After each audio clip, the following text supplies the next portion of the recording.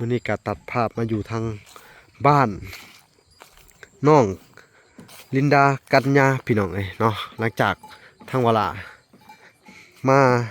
หาสุเพิ่นแต่เด็กๆบ่เห็นพี่น้องได้ข่าวว่าไปหาหน่อไม้ถามชาวบ้านเพิ่นนั่นเดี๋ยวจะขึ้นไปเยี่ยมยามกันอ๋อพากันเฮ็ดอีหยังอันนี้ฮะแกงดอกไม้อ๋อพี่น้อง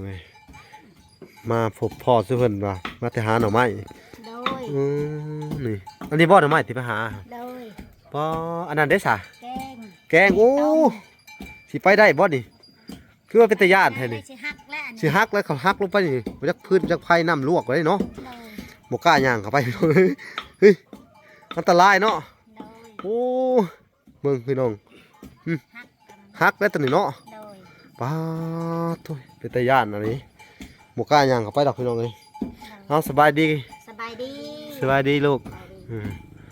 สบายดีป้าเพิ่นพี่น้องเนาะลินดาเห็นยังน่ะตำเนี่ยนางตำข้าวเบื่อโอ้ขักอลีพี่น้องเลยสบายดีลินดาไปเตะเด็กโหไปหาหน่อไม้ได้หลายเติบเนาะดี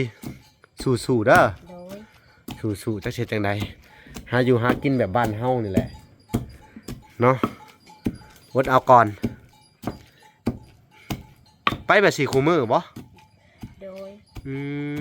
เวลามาแต่เด็กๆพี่น้องเอ้ยบ่เห็นซุเพิ่นอันน่ะเห็นชาวบ้านว่าไปแล้วว่ะไปหาหน่อไม้แล้วว่ะ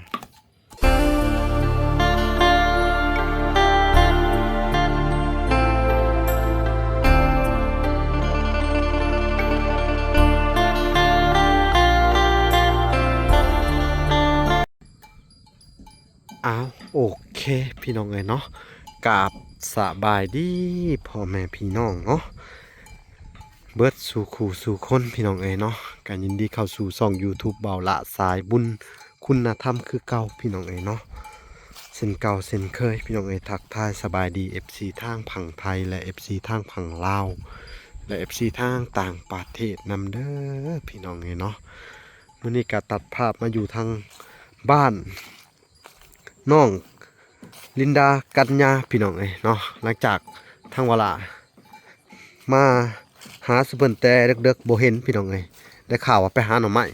ถามชาวบ้านเพิ่นนั่นเดี๋ยวจะขึ้นไปเยี่ยมยามกันอ๋อพากันเฮ็ดอีหยังอันนี้ฮะแกงดอกไม้อ๋อพี่น้องมาพบพ่อสุเพิ่นว่ามาแต่หาหน่อไม้โดยนี่อันนี้บ่หน่อไม้ที่ไปหาโดยบ่อันนั้นได้ซะแกงโอ้สิไปได้บ่นี่คือว่าเป็นตาญาติแท้นี่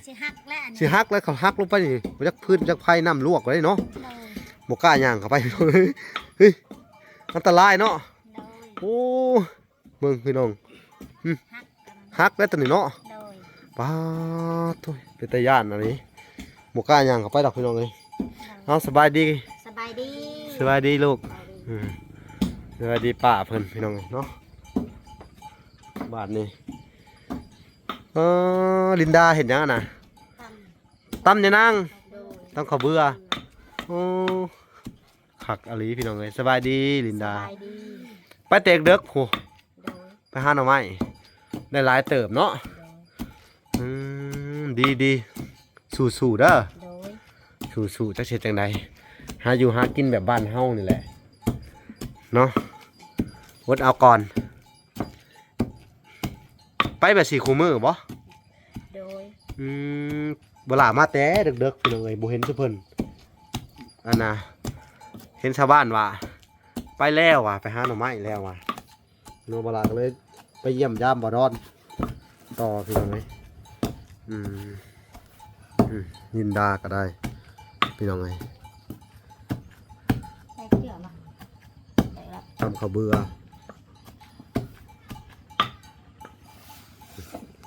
แรกแล้วบัดนี้เนาะตำให้ป้าเนาะพี่น้องเอ้ยก็สิมาถามเบิ่งเนาะเป็นจังได้เรื่องข้าวเรื่องน้ำว่ามีอยู่บ่เรื่องข้าวน้ำมีได้เดียวเดียวฮะสันที่เขาเห็นนะไผเอาให้ บ่าวพร เพิ่นซื้อมาหน่อยหนึงนะ โดย โอ้มื้อนี้กะสิมาอันน่ะแจ้งข่าวเด้อ โดย ข่าวดีแหละก็มีเงินทางอันแม่ทอนแก้วเรื่องแม่แก้วพี่น้องเอ้ยเนาะเพิ่นก็ได้ฝากเงินบรรเทาทุกข์มาให้พี่น้องเอ้ยมาช่วยเหลือสุเจ้าเด้อ โดย เด้อ โดย อันกันยาสิได้กินข้าวเลยเด้อพามาให้ซื้อข้าวซอกกระสอบเด้อ โดย อืมพากันไปนำกันเบิดบ่น่ะ โดย พออันนี้ฮะ ไปมา อันน่ะมันบาดขาบ่ลูกเบิ่งดูหน่อไม้บาดขาบ่นะฮะแหนงหน่อไม้บ่บาด โดยโดย เอนี่ลงเลยบาดขาเป็นแผลเบิ่งดูโอ้แผลแหนงหน่อไม้บาดพี่น้องแปลว่าน้ำหน่อไม้หั่นนะพี่น้องเอ้ยน้ำหลายได้อหน่อไม้อันนี้เนาะหน่อไม้กระสะนี่น้ำหลายพี่น้องเอ้ยนี่ หม้อข้าวยืมอยู่บ้านนี่ ฮะ หม้อแกงนี่ยืมอยู่บ้านนี่ ยืมของไผหมอแกง อยู่บ้านนี่แหละเอ้ยน้อง ยืมเข้ามานี่ได้บุยฮอดหมอกอหมอแกงอยู่เจ้าก็เนาะ แกงมากไม้นี่แหละ อืมว่าสั้นวะบ่มีเนาะ ไปส่งอันมีก็ไปส่งเอกของเขา บ่มีป้าก็จนบ่ได้ออกให้ออกหน้าเนาะ โดย มาอยู่น้ำลูกน้ำหลานพี่น้องเอ้ยจักสิเป็นจังไดเพิ่นว่าเป็นห่วงเนาะเหลือแต่ลูกอยู่หน้าเนาะ โดย ปะลูกไว้อยู่ผู้เจ้าก็ได้เนาะ โดยแมลงก็มายามลาดนี่แหละ ลุงฮะ โดย เจ้าก็บ่ได้เมื่อเลยแต่ว่าเนี่ยผู้เนาะ บอ อืม กับลาด บัดนี้เนาะเฮ็ดอยู่เฮ็ดกินให้เพิ่นได้สิว่าจังไดถ้าอยู่คนเดียวก็อันตรายเนาะอยู่ โด นี่ ย ขี้มากขี้กามันหลายแถวๆนี่เนาะ โดย เรือนชานเป็นสภาพทะลุปูโป่งพี่น้องเอ้ยหนูเนาะก็น่าเป็นห่วงพี่น้องเอ้ยเป็นได้นอนอันรับดีอยู่บ่ลินดา ตาโดย ก็บ่ได้มีคนมากอกๆแกกๆแถวนี้บ่บ่แกงใส่หยังอ่ะนะฮะ เล่นใส่อันนั้นอยากอันนั้นเห็ดหยังเขาเอิญ เฮ็ดกระตุน โดย โอ้เฮ็ดกระตุนเนาะเฮ็ดหูหนูเด้พี่น้อง โดย อันน่ะพาปิดบ่นะฮะ ไม่มีผ่า โอ้แล้วเฮ็ดได้นะ โดย อืม ยืมของเขา เออ ให้ไปหม้อนี่ หมูพาก็เลยเอาหน้าปิดเอาเนาะ โดย ว่าสิย่างไปเบิ่งกับบ่กล้าย่างไปพี่น้องก็มันสิฮักแล้วนี่ฮักลงนำกันนี่เจ็บเลยเนาะ โดย หน่อไม้แล้วสิลวกหน้าลวกตาไผอีกบาดนี่พี่น้องบ่กล้าย่างเข้าไปอันตรายอดเอาก่อนเด้อ โดย กันยา โดย สู้ๆเด้อลูกเด้อ โดย สู้พังเสือพังป่าเด้อ โดย อยู่น้ำป่าจักเสร็จจังไดพี่น้อง เป็นได้เรื่องของดินลงดอนบ่พรมาจังไดน้องน่ะ แต่ว่ามี เขามีบ่อนสิขาย โดย แต่ว่าบ่มีเงินซื้อ โดย จักเสร็จจังไดพี่น้องเอ้ยอืม ได้เงินว่าเขาสิขายกะคอยบ่มีเงินซื้อ ได้ยินซื่อๆเนาะ ได้เงินซื้อ แม่นแหละพี่น้องเอ้ยเนาะจักเสร็จจังไดพี่น้องเอ้ยเนาะสู้ๆอดเอาก่อนเด้อ โดย จักเสร็จจังไดพี่น้องเอ้ย ว่าบาป เบิ่งบาดแผลกันเลยแหนงหน่อไม้มันขูดเนาะ โดย ไปแต่ดึกๆงมมืดไปบ่ งมมืด ตื่นขึ้นมาแล้วไปโลด โดย โอ้ขยันอยู่ได้พี่น้องไงเด็กๆเพิ่นก็ได้ ว่าป้าไปขายเขาว่าบ่ได้ไปขายและบ่พอกินเบิ่ง อืม ไปได้เดียวมาไปแต่มืด เนาะโอ้ร้านน่ะเอาไปขายติ โดย อืมพี่น้องเอ้ยบ่พอกินเพิ่นว่า มันอึดเลย มันอึดแหละเนาะ โดย อืมนี่แหละพี่น้องเอ้ยมาเบิ่งมาติดตามเบิ่งเนาะครอบครัวตื่นแต่เช้าๆไปหาหน่อไม้มาแกงพี่น้องเอ้ยความขยันจักเฮ็ดจังไดบ่เฮ็ดก็บ่ได้กินเนาะ โดย ก็เฮ็ดตามบ้านตามเมืองเพิ่นนั่นแหละเนาะ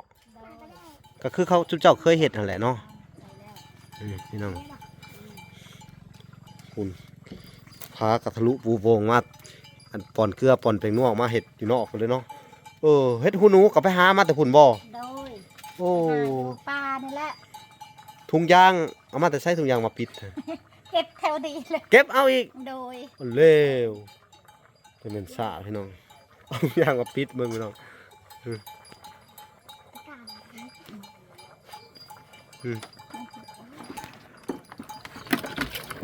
ทุงยางปิดแกงหน่อไม้เงินขักบาทนี่พี่น้อง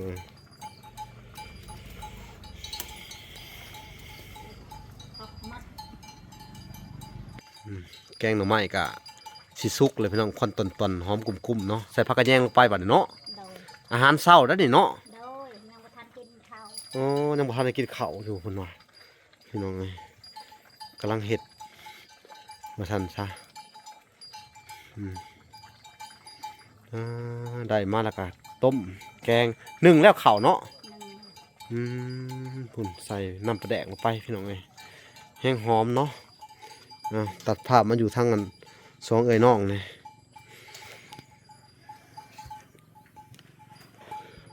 พี่น้องเอ้ยบาทนี่ก็สิมาสอบถาม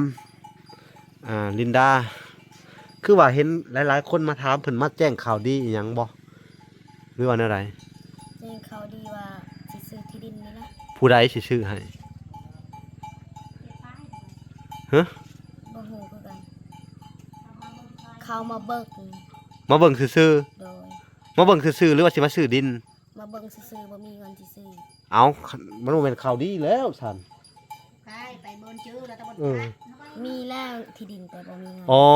คิดว่ามาแจ้งข่าวดีสิซื้อที่ดินมันบ่แม่นซั่นเนาะคือว่าหลายๆคนมาถ่ายนะพี่น้องเอ้ย โดย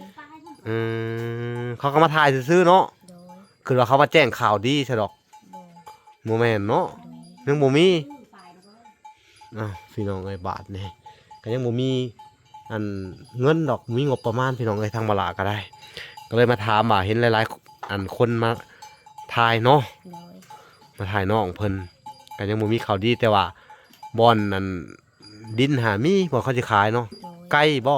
บ่ได้ไกลปานใด อยู่ทางไหน ใกล้ๆนี่แหละ อยู่ใกล้ๆนี่ โดย ดินไผ บ่ฮู้คือกัน เขาอันจนดีใจคือเราเพิ่นสิได้ ดินพี่น้องเอ้ยยังบ่แม่นอีกบาทนี่เนาะ โดย สู้ๆเอาก่อนเด้อลินดาเด้อมื้อเช้านี่ก็ตื่นแต่เด็กๆเนาะ โดย ไปหาหน่อไม้พี่น้องเอ้ยอันนี้ไผทางอันนี้ชุบเจ้าว่าทาง โดย มันอยู่แล้วก็ทาง เขาว่ามันแห้งมันยังกระจูดเด้อ โดย จูดทำความสะอาดเนาะแต่สิว่าจังใดพี่น้องอดเอาก่อนอดสู้เอาก่อนเด้อ โดย สงสารนั่นมีอันงบเข้ามาพี่น้องเอ้ยถ้าบ่มีงบเข้ามากะถ้าก็สิได้ถ่ายเพิ่นมาสิแล้วแหละพี่น้องเอ้ยอัปเดตน้องๆเพิ่นไปน่าสงสารครอบครัวของอันลินดาเนาะเป็นทั้งพ่อทั้งแม่ให้น้องเด้อ โดย ในเมื่อเฮาบ่มีพ่อมีแม่เนาะ โดย เจ้าก็ใจสู้ขนาดเนาะ โดย ไปหาหน่อไม้ตื่นขึ้นมากอะไปแต่เด็กๆพุ่นพี่น้องเลยเพื่ออยู่อันเลี้ยงน้องเลี้ยงนุ่งเนาะกะพังความป้าเด้อ โดย ป้าเพิ่นบอกไม่ได้กะพังเพิ่นเฮามาอยู่น้ำเพิ่นเด้จักเฮ็ดจังไดเนาะ โดย เฮาก็บ่มีไผเนาะ โดย พังความป้าความลุงเจ้าเด้อ โดย อดเอาก่อนในช่วงนี้เนาะพี่น้องเอ้ยนี่แหละพี่น้องเอ้ยสภาพการเป็นอยู่ของครอบครัวน้องๆเป็นขนาดสงสารที่สุดเนาะหลังจากที่ทางอันทีมงานเนาะทางบ่ลาและบ่พรบ่น้อยเนาะได้ไปพบเจอเพิ่นกะอันได้มาถ่ายทำนี่แหละพี่น้องก็อยากให้ทุกเจ้าสู่อดเอาก่อนเนาะ โดย แต่ว่าเรื่องอันความเสื่อเหลือกะพี่น้องเอ้ยเนาะถ้าใครเอ็นดูเมตตาสงสารเนาะทั้งอันน้องลินดากับกัญญาพี่น้องอยากอุปถัมภ์หรือว่า อยากช่วยเหลือเพิ่นกับทางทีมงานเฮาพี่น้องเอ้ยหรือว่าช่วยเหลือทางช่องไผก็ได้พี่น้องเอ้ยบ่ว่าจะเป็นทางวละบ่พรบ่น้อยเนาะทางผู้เฮาก็ยินดีเป็นสะพานบุญให้คือเก่าพี่น้องเอ้ยผ่านไผก็ได้ในทีมงานเนาะก็ดีมุกดีใจพี่น้องเอ้ยขอแต่น้องเพิ่นได้เนาะทางวละก็พยายามมาถ่ายทำเรื่อยๆเนาะว่าทางวละก็ยังติดเคสอยู่ทางอันแม่คำตาพี่น้องเอ้ยก็ยังสิไปมีงบประมาณของทางเอลิซ่าเพิ่นให้สมทบอัน ห้องน้ำเนาะก็2 ล้านกว่า2 ล้าน4ก็จะได้มอบให้ทางบ่อน้อยเพิ่นเนาะแต่ว่างบมันก็สิมีสำนั้นเนาะทางว่าละก็อันนี่แหละได้มาพบพรน้องๆนี่ค่ะอันงบทางว่าละก็ยังบ่มีเด้อยังบ่มีหยังเด้อ โดย ก็ได้แต่มาอันเยี่ยมยามแล้วก็มาอัปเดตชุมเจ้านี่แหละไปเรื่อยๆพี่น้องไงเนาะเพื่อว่าอนาคตเนาะหรือว่าเพื่อว่ามีผู้รักผู้ใหญ่เนาะหรือว่าผู้ใดที่ได้เบิ่งคลิปนี้แล้วเนาะพี่น้องไงสงสารเอ็นดูเมตตาลูกกำพร้านี่แหละพี่น้องไงลูกกำพร้านากำพร้อยเนาะก็อยากอุปถัมภ์หรือว่าอยากซอยคือว่าลาวาแหละเนาะในเรื่องของที่ดินพี่น้องก็ดีเนาะในเรื่องของอันปลูกบอนอยู่อาศัยให้เพิ่นให้มันมั่นแกนคือไปสิแหละอาศัยทางเงินป่ากะทะลุปุโป่งพี่น้องเอ้ยสังกะสีกะรู้สึกว่าจะหัวเนาะพาแถบกะมุนหมดจักสิว่าจังไดพี่น้องเอ้ยเนาะ โดย สู่ไปก่อนเด้อ โดย ทางชุมเฮากะอาศัยอันต้นทุนชาวบ้านคือกันเนาะหรือว่านักบุญต้นทุนชาวบ้านทางตุมบ่ลาก็ได้แต่มาถ่ายทำเนาะแต่อันมาให้แบบว่าถ่ายภาพแล้วก็มาติดตามชีวิตชุมเจ้าเนาะให้ทางอันลงผ่านทางสื่อเนาะสื่อสังคมออนไลน์พี่น้องเอ้ยจักสิว่าจังไดเอ้าก็ขอให้น้องๆสู้ๆต่อไปเด้อ โดย อดเอาก่อน โดย ถ้าว่าบุญวาสนาเฮามี โดย เนาะเฮากะคือสิได้มุงอยู่บนอาศัยเนาะ โดย ถ้าบ่มีกะอดออมเอาก่อนสู้ๆไปก่อนพี่น้องเอ้ยก็อยากให้ทั้งน้องๆเพิ่นนั่นแหละพี่น้องเอ้ยมีบ่อนอยู่บ่อนอาศัยเป็นของตนเองเนาะก็คืออันครอบครัวอื่นที่ว่าลาซอยเหลือมาพี่น้องเอ้ยนี่แหละก็ได้เป็นกำลังใจให้นี่แต่สู้ไปก่อนเด้ออดเอาก่อนเด้อ โดย กะสู้เพื่อน้องกะพากันไปหาอยู่หากินคือเก่าหั่นแหละเด้อ โดย กันเขาว่าหาหน่อมุ้งหน่อไม้พ่อหงพ่อเฮ็ดกุจิลงจิรอย่ำนี่กะอากาศมันชื้นอยู่พี่น้องอ่ะคือสิมีเฮ็ดออกเนาะ โดย น่าจะเป็นเฮ็ดอันบดเฮ็ดหูหนองหูหนูมันออกไง โดย มื้อเช้านี่ก็ได้เก็บบ่เฮ็ดหูหนู โดย เฮ็ดอันน่ะ อันนึง แล้วหนึง โดย ก็ผู้ที่ใส่แกงหน่อไม้เลยเนาะ โดย อืมเนาะพี่น้องเอ้ยลินดานี่อัน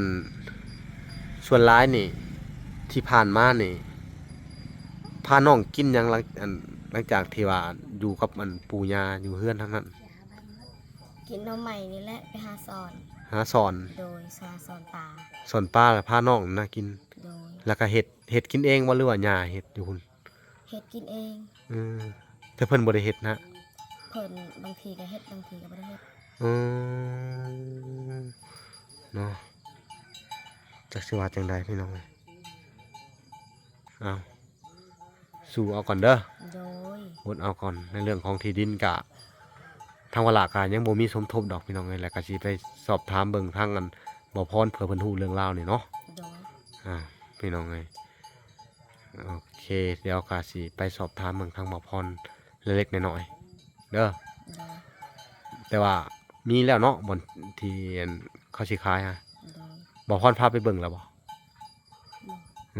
แต่ว่าในใกล้ๆนี่เหมาะเลยนั่น โด ใด ย โอเคพี่น้องเดี๋ยวสิไปสอบถามบ่พรเลยผู้ที่เพิ่นมาแหละพี่น้องเอ้ยตัดภาพมาอยู่ทางบ่พรสบายดีบ่พรโอ้หิวมะลุงตุงติง แม่เขาอยู่ว่าเป็นข้างนอกนั่นแหละ อืม ละลายเลย เนาะซื้อมาผางน้องเพิ่น โดย น้องเพิ่นก็ไปหากินแต่เด็กๆพุ่นแหละบ่พรเลย โอ้ หากะมาบางกินนี่เนาะ